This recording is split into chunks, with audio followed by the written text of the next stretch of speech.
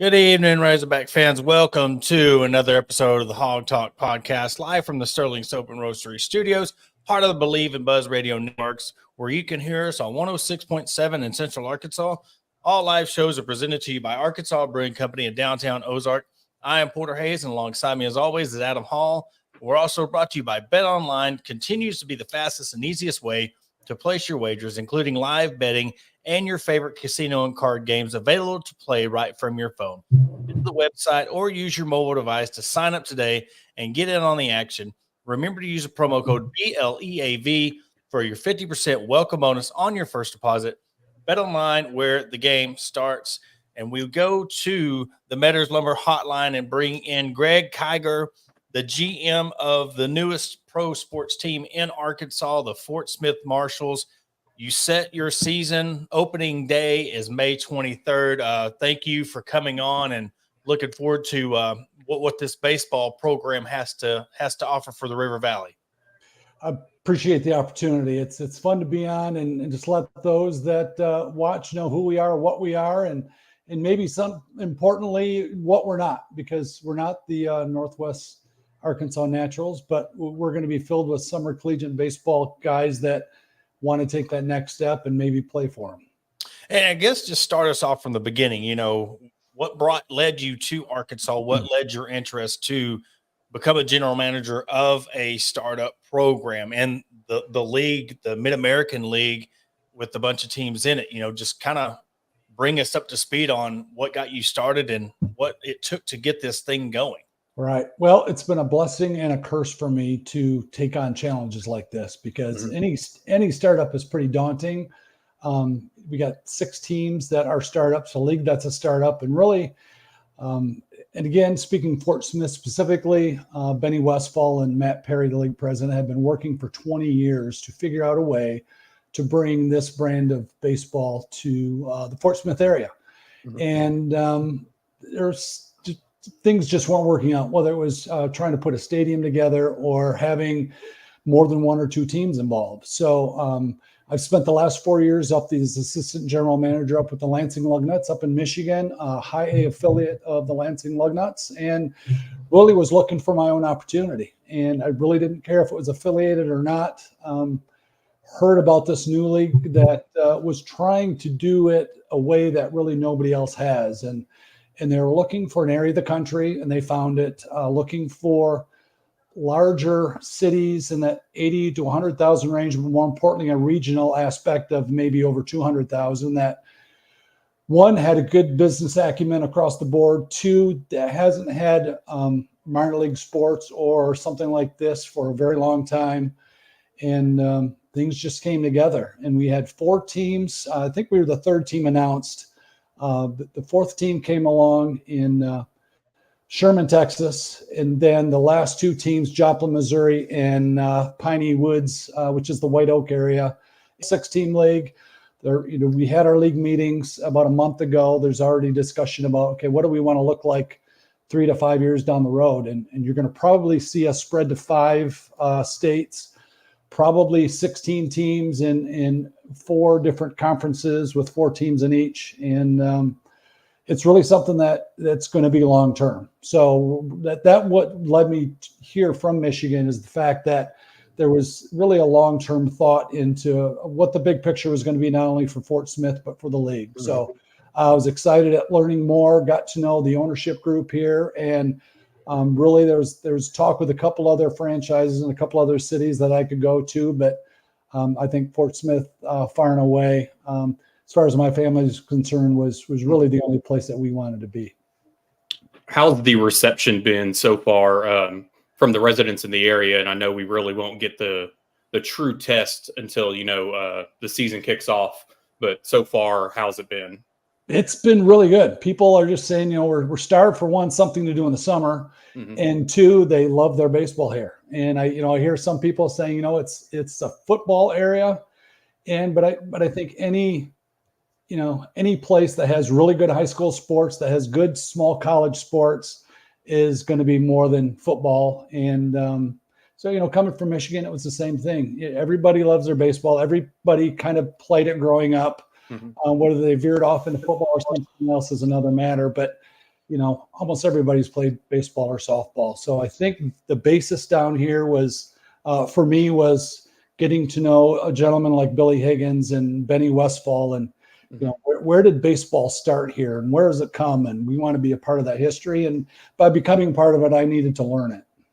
And speaking of the history, I mean, a lot of that goes into your name, the Fort Smith Marshals, and perfect timing with, the Yellowstone series and Bass Reeves and how that all perfectly times into this. And, you named your mascot Smitty. So, I mean, just talk about, the naming of the team and how kind of easy that was to really, I mean, you partnered up with the Fort Smith Marshals. And I believe the last time we had talked, you said that even marshals from around the country have taken notice of this and really showed interest. So what has that been like? Really, just did you expect this to happen so quickly with this recognition? Not really. I had to learn more about the true history of Fort Smith, what it meant to the Old West, what it meant to the western side of our Arkansas, but what it meant also in, really the state of Oklahoma, and getting to learn the Judge Parker stories and Bell Star and all those things that really happened. And so honestly, if I would have had a choice to name it the Marshals, I would have, but it came down to a public vote. We had a final five, much like the name of our mascot.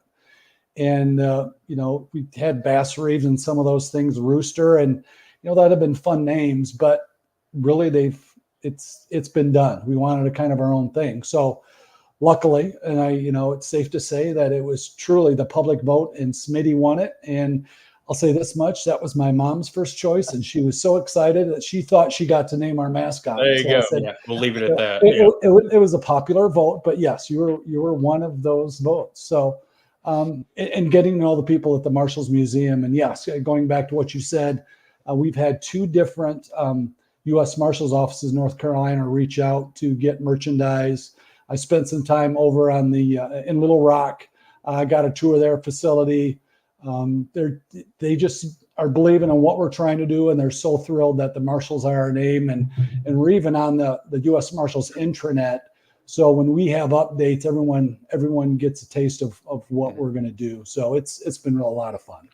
With the season coming up on us quickly, how has it been recruiting players and getting guys on board?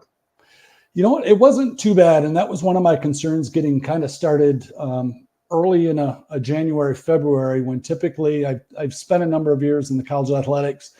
Guys like to figure out where they're going pretty early in the fall. So we hired Steve Maddock, who's been a coach in a multi-levels, owned a baseball academy, sold it, got back into coaching, has coached up north the last couple of years, jumped at the chance to be a part of the Fort Smith Marshals because he's from Frisco, Texas. So it's just one of those things that he took off running with it as soon as we hired him. And then he had 10 or 12 guys pretty quick. Honestly, the last probably 6 or 7 days, we've had 2 guys get hurt. 2 guys decide they didn't want to play this summer. So we're kind of reaching back. And if anybody, including you two, if you guys can throw 85, 90, we do need a couple arms. And if both of you are left-handed, I think we got a deal. I'm a lefty, but I think I throw 58, not 85. So I don't know if I'll be able to.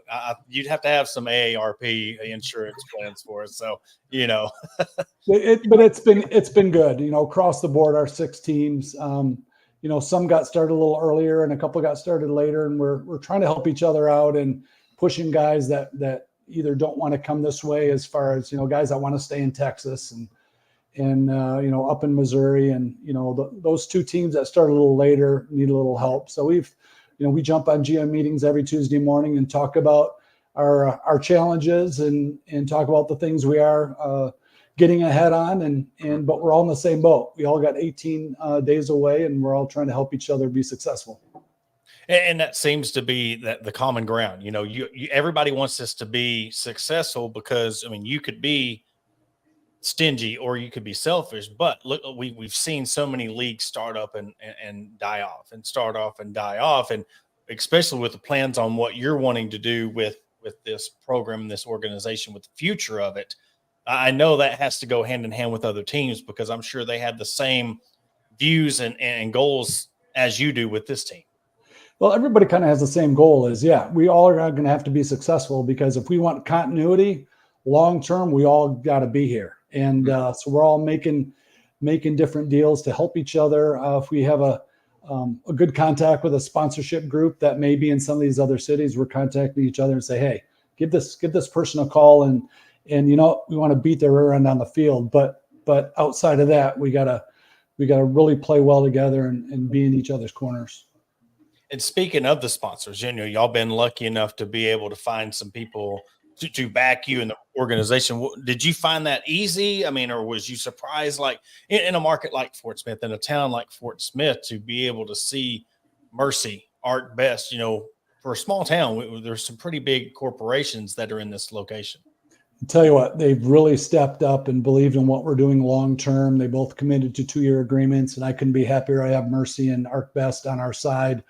In the last 2 days, we've had Zooms with some of their marketing people to say, okay, part of their package is as far as signage, but it was also an inning sponsorship. So they're each going to get a sponsored inning. And it's like, okay, what would be a fun game that we can incorporate what you do for a living? Mm-hmm. And so they got their think tanks going and what they want to see and talk about prizing. But, we probably have in the neighborhood in various fashions, probably 14 or 15 sponsorship packages that companies have come. And really the only challenge we probably had is starting so late that a lot of people had, their 2024 money was spent.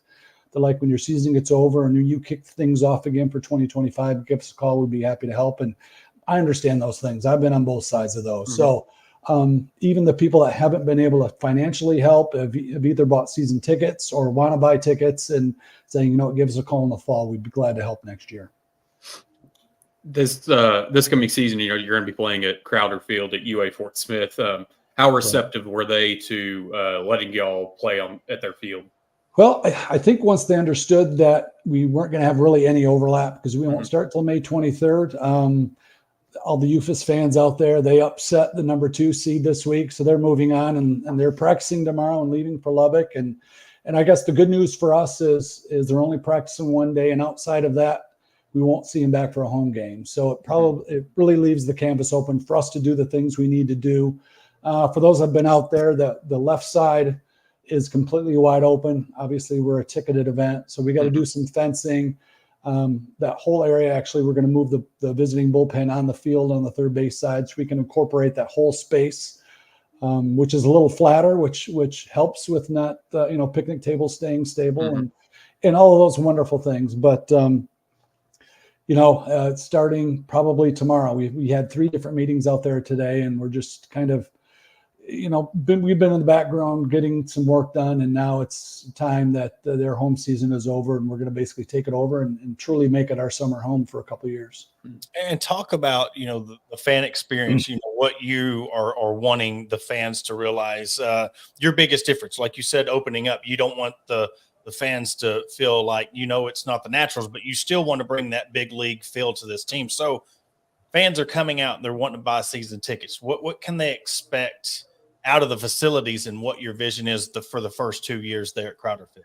Well, exactly. We may not have the same budget as some of the minor league franchises, but we're going to try to do as much as we can to capture everybody that would typically go to a game. Or, it's even more fun to have people that have maybe never even been to a UFAS game that just want to check us out. So you're going to get some family entertainment. You're going to have your typical, hot dogs and hamburgers. And, we're working on our beer permit so we can sell beer there, which seems to be making most everybody the happiest. Go figure. But again, 2 of my meetings out there were with the 2 beer distributors here. But, we still wanted to make it a fan-friendly event, and you can still do that and serve beer by doing everything the right way and cutting off sales at appropriate time. But we have some limitations on, again, flat space there. There's plenty of space. There's just not a lot of flat space.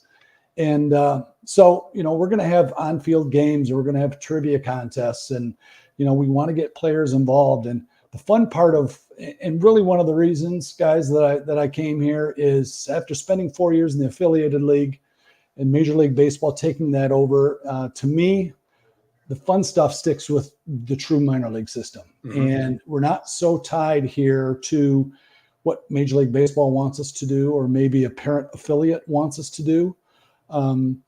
We can almost not quite make our own rules, but we can have some fun. There are certain things that they have that we won't. So, if we need to eke out an extra 10 seconds to have more fun with a game on the field, I can tell the umpire, hold off, we want to finish this, instead of the other way around. And, pulling kids off the field because they're taking too much time, which I've spent 4 years doing. So, but again, we got these kids that want to take the next step and want to get to that league. And having spent 4 years in that league, it's, I spent a couple nights up in Northwest Arkansas, actually, the AA affiliates in Midland, Texas. So I got a chance to go down and see 10 or 12 of our guys from the last 2 or 3 years in Lansing. And it's just fun to see these young guys take those next steps. Brett Harris played for us 3 years ago. He made his major league debut 3 nights ago, and in game 2 hit 2 home runs. And it couldn't happen to a better kid. Getting to know the kid, and the families come, and I love to have those conversations with their parents too, saying, I've been able to spend a month with your kid.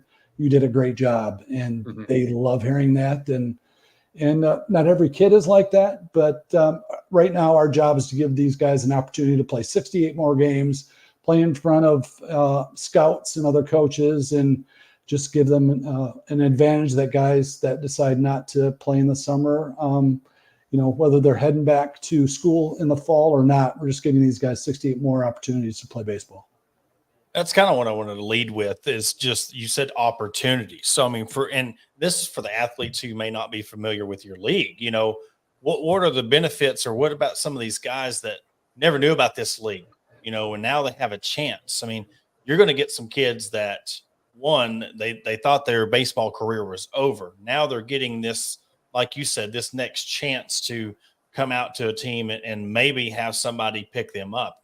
What goes into, like you're talking about, some of these kids, their mindset of, they're out here really trying their hardest because they're trying to find somebody who sees in them what you've seen in them. It's been fun getting to know a few of the guys. We'll probably end up with 6 or 8 local guys, or local area guys, Greenwood, Van Buren, Fort Smith. And, just seeing their faces talk about, they would love to take the next step. And going back to our league, we also, each team has exceptions that we can college eligible. And we have 2 guys right now that will be playing for us. And basically the main factor is they're not signed currently under a major league or a professional contract. Mason Wiggins is one guy. He was the oldest of the Wiggins brothers.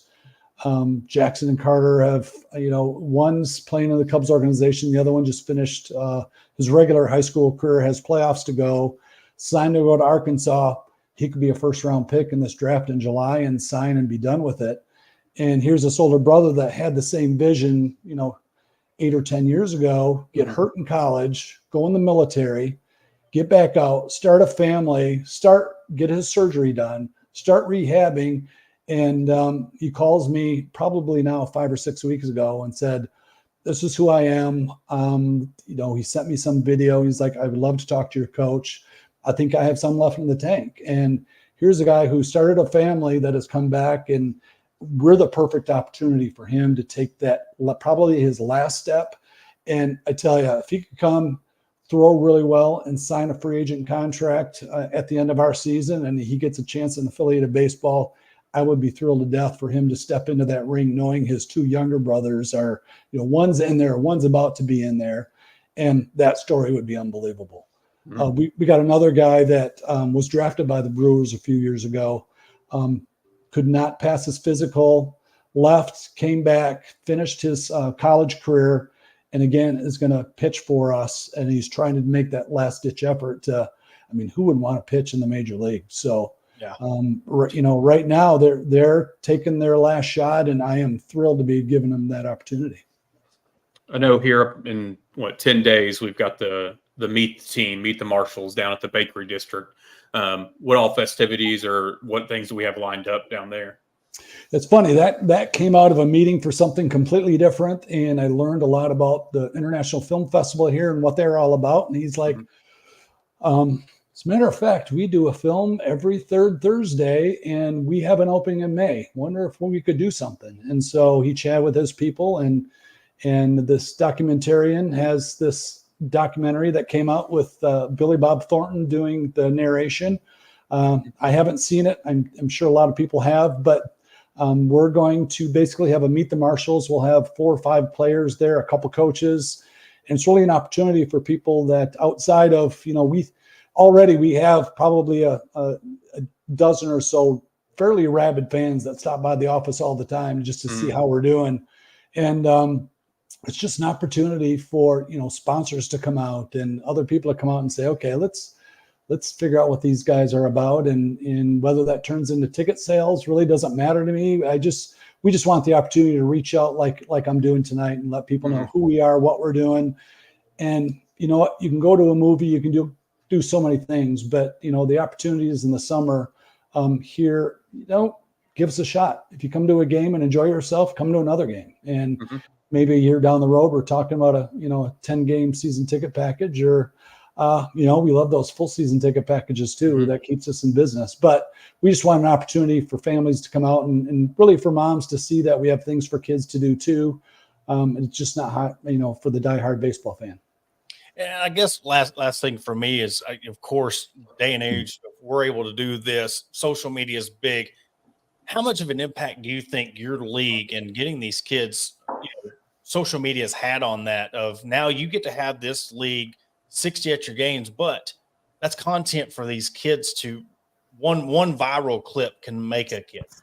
Right. Talk about the impact of that's had on your league.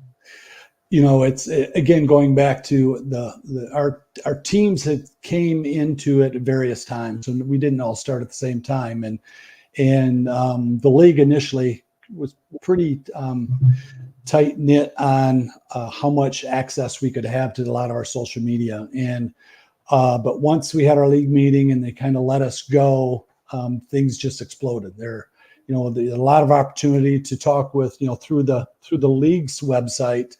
But once we got our own website and our own social media platforms, I think we went from 850 followers on Facebook maybe 3 weeks ago, and I think we're approaching 1,500 now.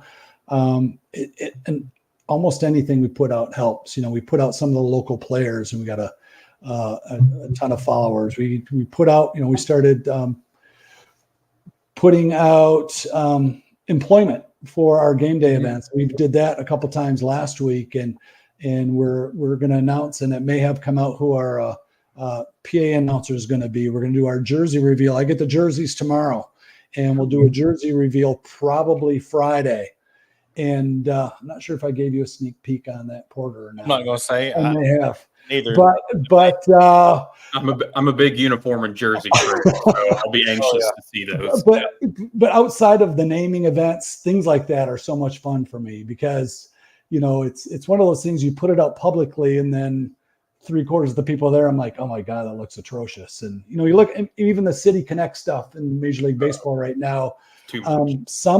Some look okay, some aren't great, and you wonder who was in the room to make some of the decisions. And sometimes, as they say, you have too many cooks in the kitchen, but we're excited to show it off.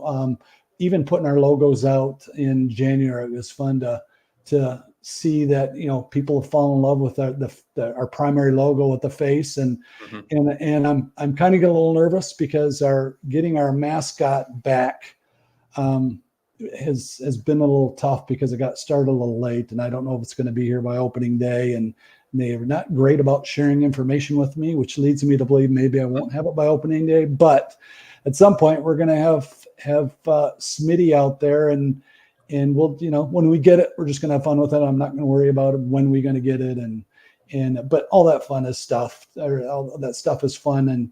And it just, everything about the startup and this league and this team is fun for me. And that's what, I brought my family here from Michigan, and we're just going to have fun with it. Speaking of that, Adam, I can say, he put a little bit of the Michigan flair in the jerseys. That's all I'm going to say about the details of the jersey, but you can tell by the shirt, kind of get a gist of where I'm going with that with the colors. But there's a certain color scheme to it, and it's funny because one of the things that I was told from the league, it's like, okay, we had to pick a color scheme that was different from everybody else, and we had an idea from the other three teams what it was going to be, and I really didn't. I wanted to make sure what it wasn't, and it certainly wasn't going to be red because I didn't want to tie in with anything Arkansas related, because I'm thrilled with their teams, and obviously things are moving real quick with their basketball team now that they've named a coach, and so we're going to be us. We're gonna put out our jerseys very soon, and I think people will be excited with what they look like. And I even love our road jerseys, and some days I want to wear those at home because those are so cool. Yeah. Well, opening weekend starts May 23rd. I was really hoping to make the very first game, but that is my birthday. So I'll make a future game and just, taking on the Texarkana Rhinos, and you have a full slate of activities that you're going to have. You're going to have Thursday, you're going to have a Red Solo Cup tribute with fireworks, and then on the 25th, a Veterans Appreciation Day. So you're kicking off the season. I mean, you're going right at it. So I really think that's going to catch a lot of fans' attention, and whatever we can do to help, keep that going and promote the team, we're here to help out. Well, I appreciate everything you guys are doing. You guys mention us a lot. I met the mayor, and then he goes into his state of Fort Smith and mentions us and mentions the possible stadium. And he's right. My wife and I owned a family business, and you try to do everything you can to put your heart and soul in it, and try to do, whether it's financial or whatever, you put everything into it. And you just hope it's supported because you can't do it all yourself. It takes people support. It takes money. It takes time. It takes energy. And you know what? I want to be here for a really long time. And that's what it's going to take. Again, getting this stadium on board. I hope we're playing 2026 on the riverfront at a multi-purpose stadium where we can do all kinds of things. It doesn't have to be sports related. The teams on the road, we can do a beer fest, and we can do a concert. It's really, going to have 2,000 or 3,000 seats. We're going to probably be just under 1,000 on Crowder Field, but we're going to take advantage of every flat spot we can find.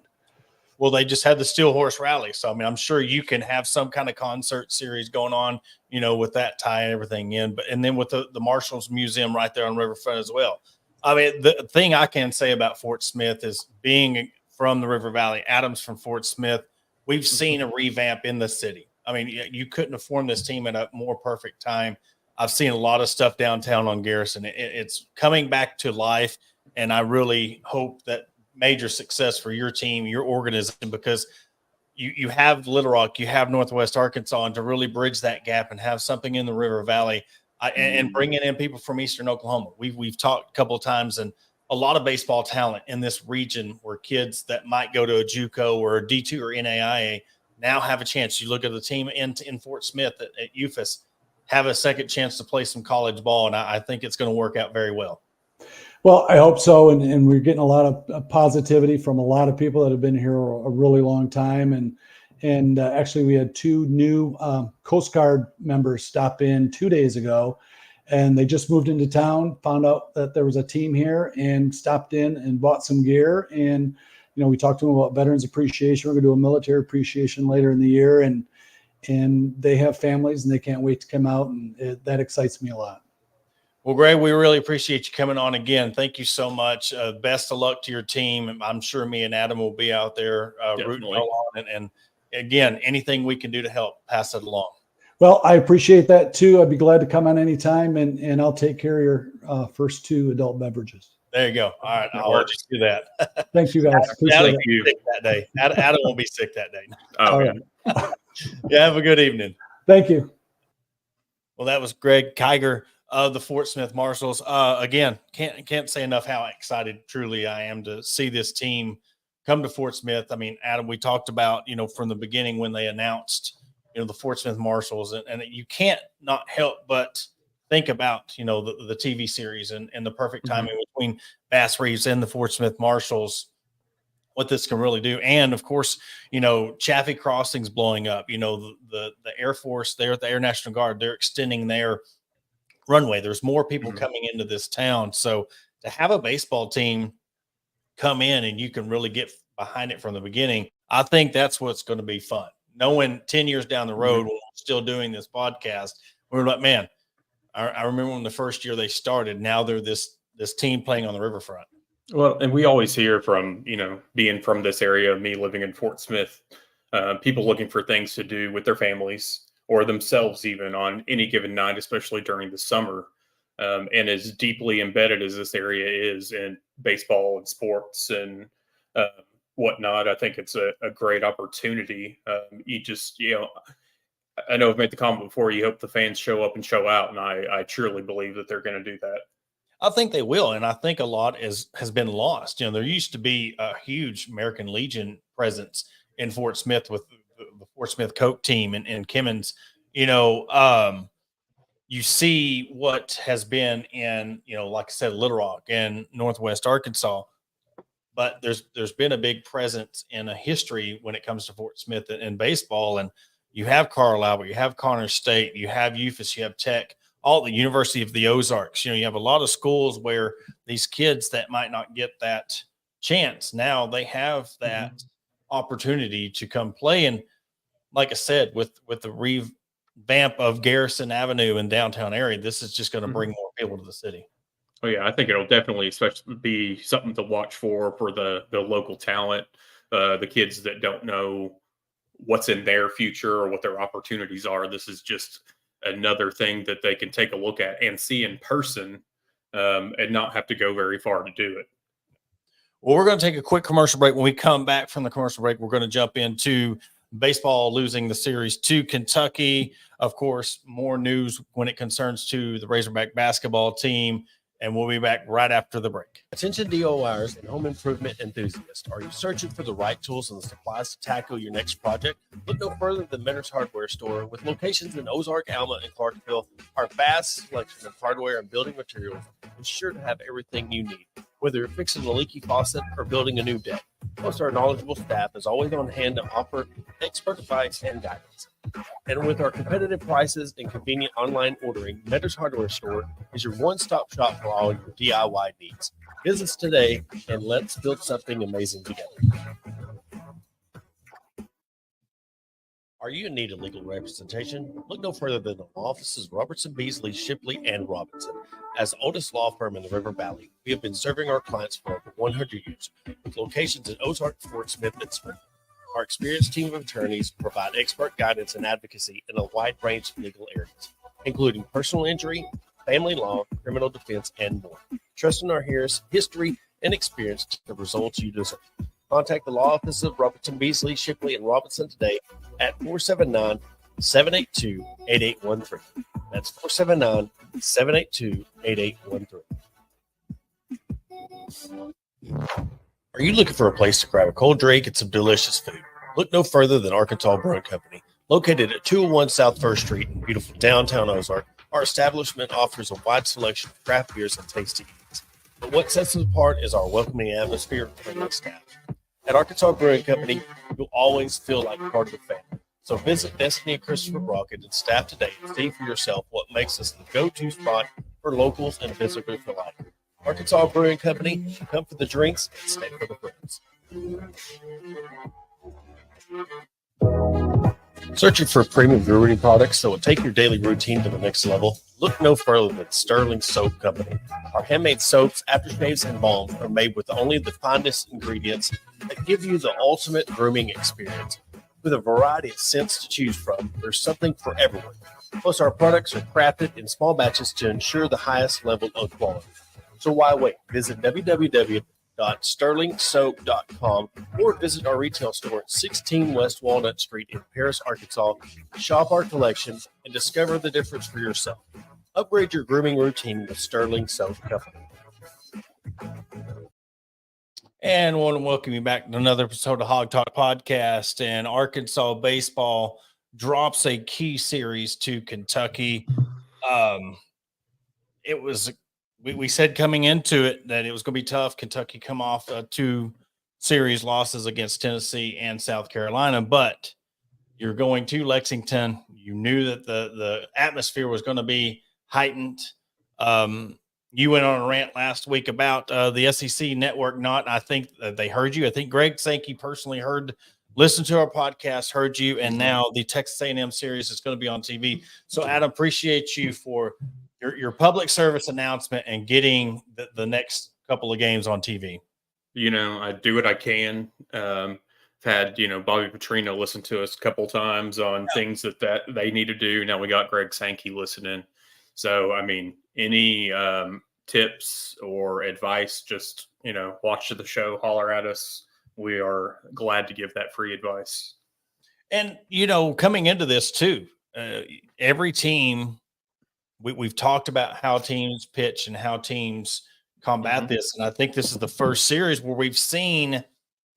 Yes, let Hagen Smith do his thing. They won 10-3 on Friday, and then you follow it up with an 11-3 loss and then a 7-4 loss on Sunday. This is what we were kind of worried about. We've talked about this in previous seasons, and look, I know that the bats have been an issue. I know that the bats have gone cold, and this is what happens when you rely on your pitching to try to carry you. You better have your rotation on point if that's what's going to happen. And we've seen it now against Kentucky, what can happen. And I want to, I'd much rather it happen in the early May than in June, July in Omaha. But this has got to kind of put that bug in your ear or that thing in the back of your head that this is what has worried Razorback fans for a while, for years. This is what's going to happen when we come to regionals, super regionals, or Omaha. You're giving up 11, 7, 5, 7. I mean, you're giving up 5, 7 runs. I mean, easy. You gave up on the Missouri State 2 games, 7 and 5. Even in the wins, other than the 2-1 win against Florida, you're giving up 5 runs against Florida, 5 runs against Florida on the doubleheader. South Carolina, you give up 6 runs, 3 runs, and then the 1. But, you have given up a lot of runs other than that, when it comes to Hagen Smith. So, yes, it's time for the bats to wake up. It's time for it to be consistent because one thing is, look, it's easy to say the bats need to get going, but then that one game when the bats come alive, everybody comes back to, see, this is what happens. This is why we don't need – well, then you go cold. You're cold more than you're hot. So the whole argument of this is why we need to not be so hard on the bats of the team because this is what they can do. Well, then do it consistent. I think you're getting into this thing where you're putting too much pressure on these pitchers and the wear and tear and the grind of the SEC. Look, you've got 2 very important series coming up. You cannot afford to let this series against Kentucky start that downward trend that we've seen when it comes to regionals and supers. Outside of Hagen Smith, there were still some questions, even though we thought that things seemed solidified in Brady Tygart and Mason Molina. I know that when Mason went out last week, it was kind of a give him a breather, let him get back on track when he comes back. And, we didn't really see that yesterday. But going into Sunday's game, I believe Arkansas was batting 195 with runners in scoring position. And you're not going to win games like that. It's not going to keep happening for you. And, we're going into some of these teams that are consistently putting up the 5, 6, 7 plus runs, and we don't have the bat support to combat that. And it's caught up with us. I know Kendall Diggs was in a bit of a slump, and he seemed to find himself again in this series, which is great. But then you're sitting there seeing the others around him kind of drop a little bit. So it makes you wonder, does Kendall Diggs need to be moved down the lineup? Do they need to shuffle some things up in the lineup? What's going on there? You just hope they get it figured out before regionals. Because I know, like a lot of us have said, you don't need to go out and win the SEC tournament. You don't need to overexhaust yourself. But at the same time, you need to have things right before the regionals get here. Yes, because listen, we've talked about this when it comes to basketball, and you don't want to be in that 7 to 10 line when it comes to the March Madness. You don't want to be 7 seed to 10 seed. It works the same way in baseball. You do not want to be on that 8-9 line on the verge of, you're going to host a super regional, or you're at the 9 spot now. Yeah, you get to host a regional, but now you're having to travel for a super. I mean, you want to put yourself in a position to where the best you can, you're hosting a regional and super. And you look at Kendall Diggs, he had a great, but he's still hitting 247 on the year. That's second, third to last on the team, only above Will Edmondson and Ty Wilmsmeyer. And Will's batting 235, and then Ty's batting 186. I mean, yes, we're fine now, but we're talking about the history of where things have been in the postseason, and you got to be a complete team. The layout of the SEC tournament, the layout of how they do things in Omaha, you've got to get there first, but then you go into that grind of that, just how it plays out, and the pitching, you can't afford to miss when it comes to, your pitching rotation and your bats. You've got to have on point, because look, teams get to Omaha, it's great, but it takes, a special team to make it through Omaha. And I'm not overlooking, Mississippi State coming up this weekend in Fayetteville by any means. I really wish these next two series were flip-flopped in the sense of home and away. You really wish that we had that home field advantage for the Texas A&M series. But, luck of the draw, it is what it is. You just hope, hey, use this your last weekend in Fayetteville of the regular season, get back on track, get ready for Texas A&M, because that's going to be brutal on both sides. We're looking at potentially overall the best series of baseball that's been played yet in college baseball. So, there's going to be a lot of eyes on that series at the end of the year. You brought up a very good point, having that last series away, because you have this Mississippi State series at home. I mean, that puts a lot of pressure on that, because you almost, it's, I guess, depending on where you want to be season, or your seeding, your national seed, you go to Texas A&M, and then you go to the SEC tournament. You're barring, something crazy. You're going to host a regional.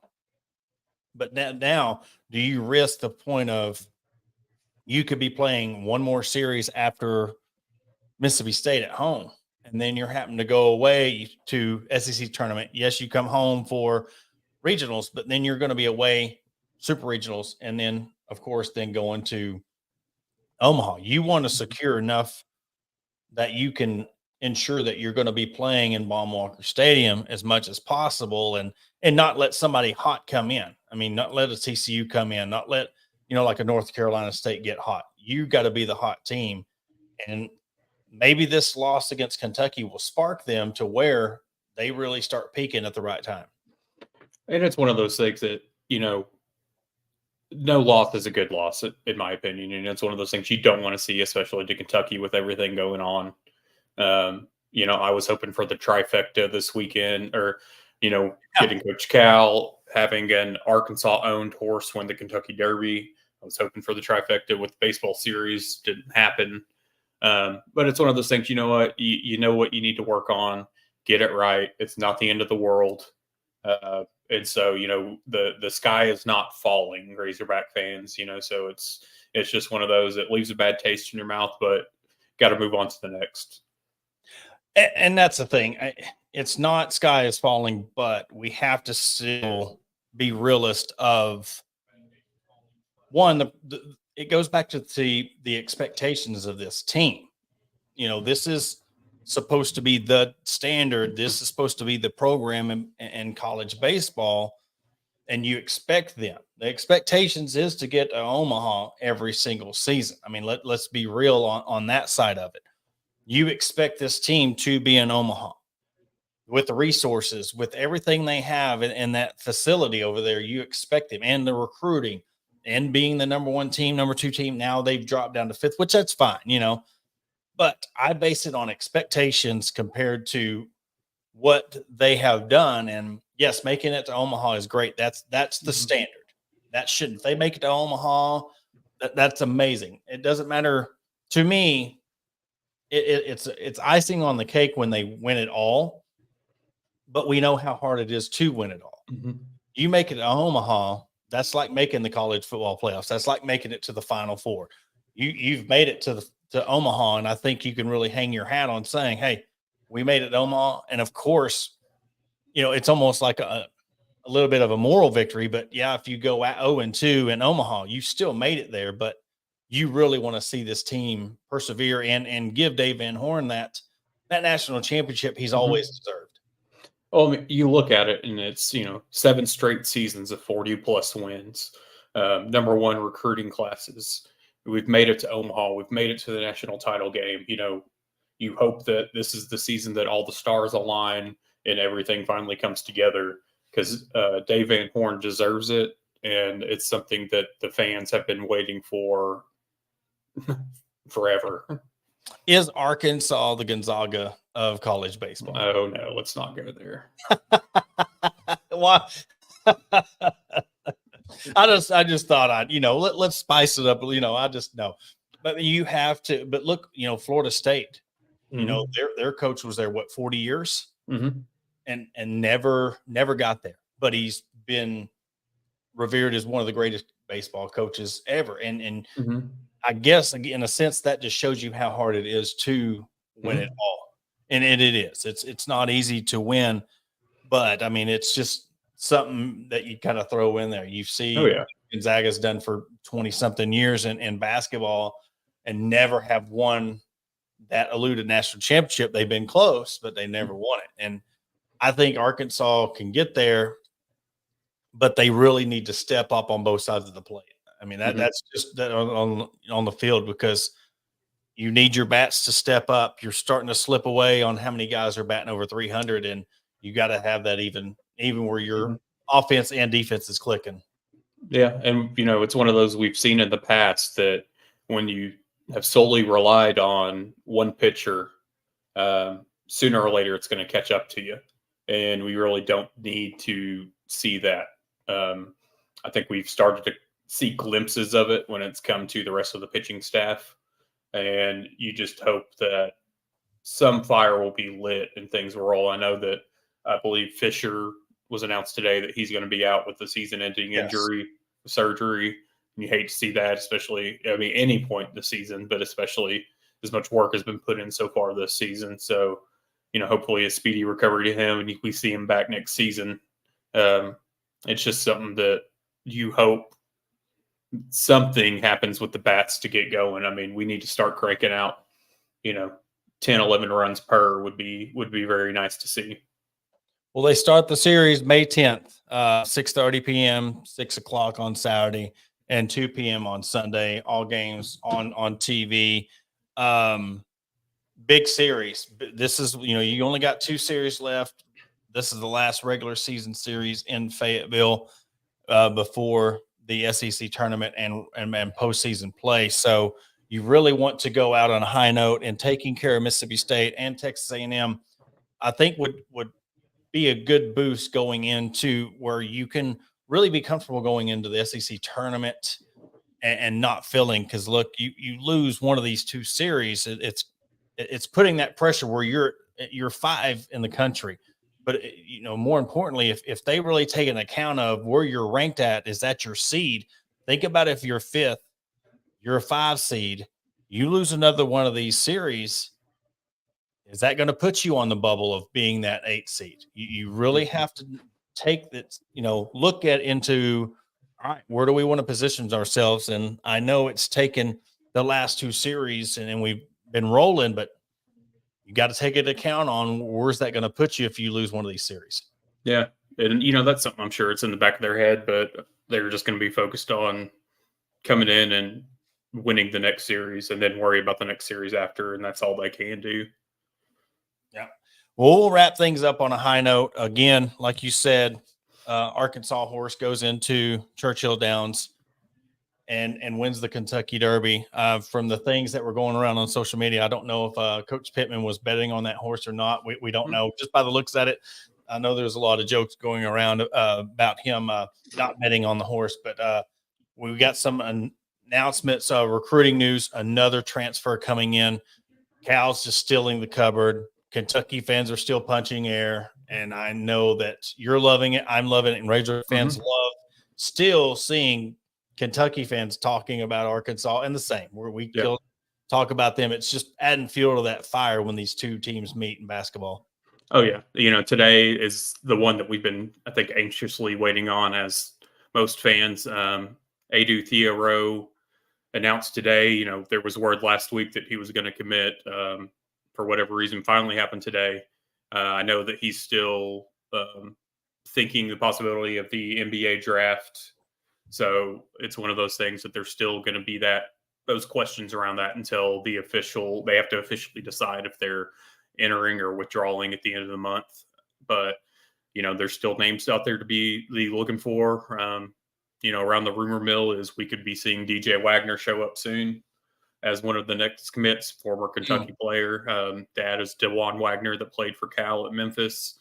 And there's about 5 or 6 names that are being thrown out there, and 2 to 3 of them are pretty hard hitting as to be the next Razorbacks. Yeah, and he's put together a squad, just a squad that we're not used to seeing, especially with the bigs. But I mean, that just goes to show you that Cal wants to take his time with this team. I think he knows the pressure on him. I mean, we talk about Bobby Petrino and the pressure on him and Sam Pittman to be successful this season in football. I think there's just as much pressure on Cal too, because 1, you're Cal. 2, you're bringing all these guys in from Kentucky and Tennessee, and of course the Tyson money. You've seen the expectations Arkansas had with Anthony Black and Smith Jr. and Walsh. I think it's going to be a little bit more than that. I think the expectation is going to be a little bit higher. I don't know. I mean, how much higher? I think it could be even or a little bit higher, but we know what to expect with this team. And he's a little bit more methodical when he chooses who he wants. But, when you're out there just going after anybody, now we're slowing it down. We're simmering it. And we're really carefully trying to, he is carefully trying to pick and choose what's going to fit his program and fit this team here in Arkansas. Well, and I think we saw it, previously when you're running out and grabbing portal players just on a whim. You feel like, hey, I've got the best guys, but it's guys that, like we've seen, take a long time to gel, take longer and longer to gel. Whereas the patiently waiting game, kind of playing chess while everybody else is playing checkers, you're figuring out personalities, game types, things like that. How is this player going to fit with this player? It's something that he doesn't necessarily just rely on 6 or 7 guys in a rotation. So it's one of those things that he wants to make sure everybody's going to gel, and everybody's going to complement each other. And that's one thing that I think at times we have not seen previously are those players that complement the guys next to them. Well, and you're getting guys that now you're adding another element to. They want to come into the transfer portal and be the guy. They do not want to come in here and sit. Now you throw the money in that. Well, they don't want to come in if they're not getting an X amount of dollar and they want to start. So, and when basketball, you got 5 starting spots. And depending on how he uses his rotation, maybe 8, 9 guys. Well, there's just 3 more players. You're not going to have the luxury of thinking you can just get 14 5-stars in here, pay them all $1 million a year. And you don't have that, and it's not ever going to be that way. And get what you want. I mean, you could sit there and pay all your 14 guys $1 million a year if you want to, but getting the quality guys to come in and everybody. So you're not going to get every person that's in the portal. There's. That's why Kentucky's still getting theirs. We talked about that last week. Kentucky's still Kentucky. As much as we want to love to, poke the bear and shake the cage, they're still Kentucky. But we're Arkansas. And that's what excites me about this team is we can really say that we could get back to that 90s. Every single year from the Todd Day days, the triplets, the Todd Day years, Corliss days. I think if you have Cal here, you can get those to where 5, 6, 7 years you're consistently making Elite Eights, Sweet 16s, Final Fours, and hopefully get that national championship, because that's one of the most important things we have discussed. All it's going to take is one national championship that's really going to spark this whole fan base if it happens in one of the big three sports. And like you said, it's the shaking the cage, it's the poking the bear. It's back and forth. It's nonstop. It's one of those things that at times it's exhausting to sit there and open up social media, and it's just the left and the right, the bashing. They're still talking about us, and I know we do the same about them on here. But it's just one of those things. Just from what I've seen that I haven't involved myself in. Arkansas is number 1 in the transfer portal.